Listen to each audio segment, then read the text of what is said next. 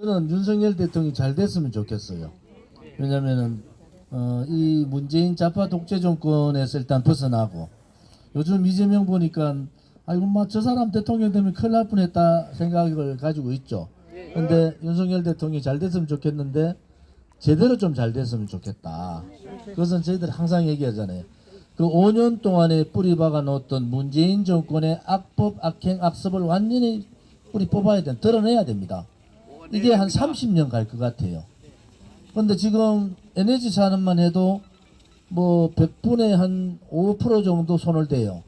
원전 얘기만 하지. 그 외에 원전 관련되는 것뿐만 아니라 에너지 산업 전체를 다 복원시키려면 한 30년 걸립니다. 지금 부동산 값을 한 2배 올려놨어요. 강남 또 다른 지역. 그러기에 우리 젊은이들이 내가 10년간 저축을 하고 돈을 모아가지고 작은 집이라도 하나 살 수 있겠다, 그런 희망을 다 꺾어버린 거예요. 왜? 집은 이제 살 수 있는 희망을 젊은이들 없어졌습니다. 우리 뭐 7%, 8%, 9% 이제는 뭐 연애까지도 포기한 이 젊은이들에게 가장 아픔을 많이 준 정권이 문재인 정권입니다. 일자리도 박살내고 공무원 17만 8천 명 늘려가지고 대학 졸업하고도 다 공무원 한다고 한 170만 80만이 공무원 시험 준비하는 그런 나라를 만들어 버렸어요. 그리고 청년들에게 결혼할 수 있는, 또 일을 할 수 있는, 또 집을 살 수 있는 이 희망을 앗아버렸는 문재인 좌파 독재 정권. 좌파가 독재를 하면 이렇게 됩니다. 우파가 독재를 하면요, 국민들이 삶에 조금 힘들지만은 체제 전체를 흔들지는 않는데, 좌파가 독재를 하면요 자유민주주의 체제를 완전히 뒤집어 버리려고 그래요. 시장경제도 뒤집고 나라의 국격과 국민의 품격은 다 팽개치고, 김일성이나 시진핑한테 가가지고 90도 인사하고 혼밥 먹고, 이거 뒤집어야 되는데 뒤집을 게 한두 가지가 아니에요. 9.19 군사합의부터 판문점 선언부터 해가지고 이 중국에 대한 국정 외교 부분, 이거 다 뒤집어야 되는데 지금 그러지 못하는 거예요. 또 이번에 전당대회를 보면서 제가 그 당에 10년을 있었고 국회의원을 12년 한 사람, 75년 정당사에 대통령실이 대통령이 이렇게 개입하는 정당 대표 선거 없습니다. 잘못한 겁니다. 이건 잘못한 거예요. 제가 안철수나 나경원이 탄핵 주동 세력이고, 특히 안철수는요 문재인이나 민주당이 겁나가지고 광화문에 탄핵 들고 못 나올 때 지 혼자 들고 앉아가 기다리고 있던 사람이에요. 그래가지고 민주당이 들어가지고 지는 팽당했잖아요. 나경원 탈당하려고 했는데 원내대표 안 준다 걔가 탈당 안 한 사람이에요. 얼마나 모질게, 제가 그 한 사람 한 사람들의 행동 말했던 부분들 내가 너무 잘 알지만은, 그렇다 하더라도 우리 공화당은 나경원의 안철수를 욕할 수 있지만은 국민의힘에 있는 윤핵관들은 그 사람들을 욕할 수가 없어요. 그 사람들이 탄핵을 주동했던 사람들이고, 권성동은 탄핵 재판소에서 법사위 간사라서 울면서 박근혜 대통령 탄핵시켜달라고 한 사람들. 그들이 그렇게 할 수 있는 자격이 없어요. 75년 정당사에 대통령이나 대통령실이 이렇게 당대표 선거에 개입, 경선에 개입하는 것은 당무 개입이고 정당 민주주의를 훼손하는 겁니다. 이것이 야당들한테 엄청난 빌미를 주는 겁니다. 제가 걱정하는 것은 윤석열 정부가 지지율이 좀 떨어진 이 차원이 아니에요. 야당도 탄핵을 한번 시켜봤다고. 그들이 2번 탄핵 못 시킬 것 같습니까? 들고 일어나요.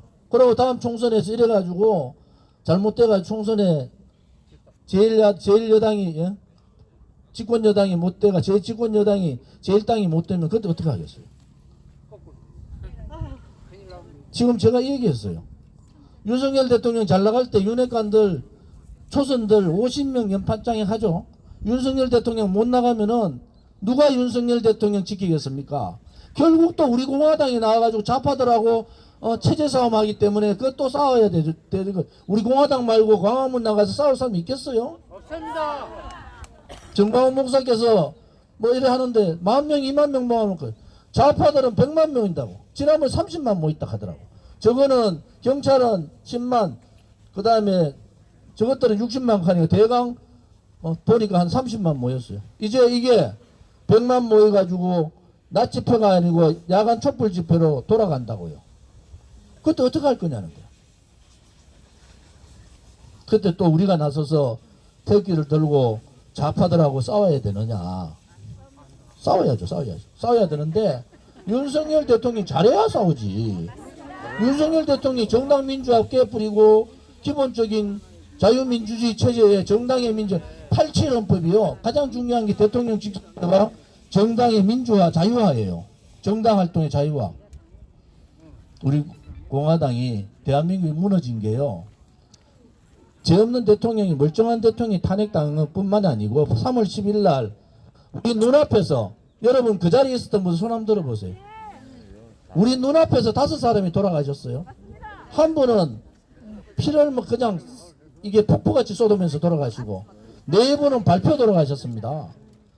2017년 3월 10일 날 그렇게 돌아가신 분들에 대해서 우리는 앞에서 다 보고 우리가 6.25 지난번 광화문 천막투쟁을 통해서 결국은 2년 후에 제가 국정감사에서 소방청에서 4사람 돌아가신 건 맞다 그러더라고요.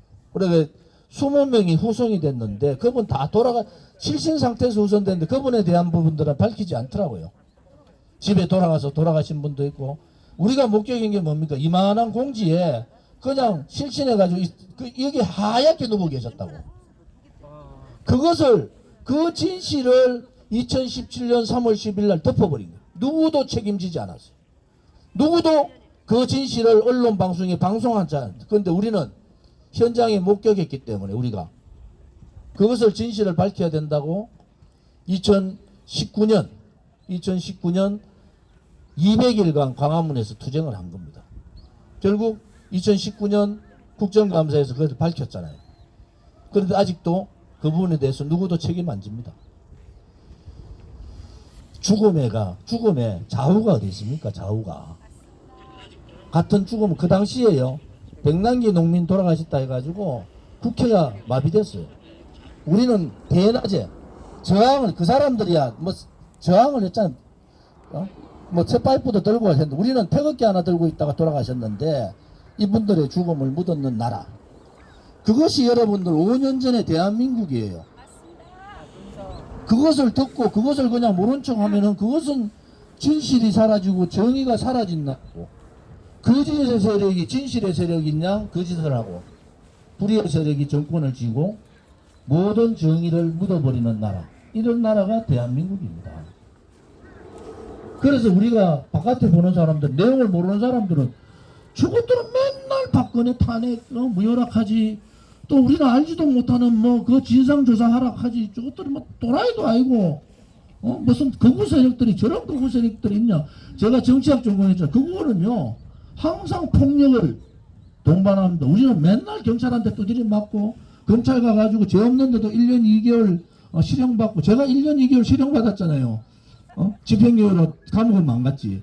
먼저 지난 방금 얘기했는 그 진실을 밝힌다고 우리가 태극기 광화문 태극기 집회한 거를 저를 걸어서 집어넣지 않습니까? 오세훈 나쁜 놈입니다.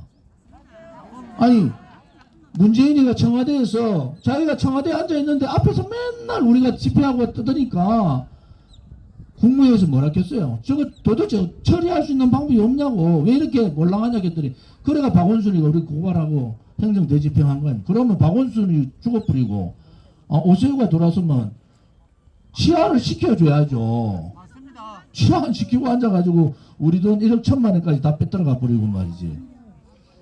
그래서 이게 이 불이나 거짓 진실 정의로 된 나라가 지금 대한민국이에요.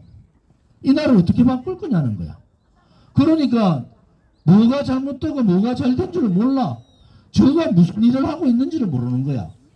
아니 국민의힘 전당대회 하는데 날고니가 잘못한 게 뭐가 있어요? 저는 개인적으로 정말 싫어하지만 탄핵 때문에. 그런데 그런 식으로 연반장 돌려가지고 학교 조폭하는 학폭하는 식으로 왕따 따돌림 그다음 집단 린치하고 그런 건 옳지 않습니다. 우리 공화당은 옳지 않은 부분에 대해서는 옳지 않다고 얘기해야 됩니다.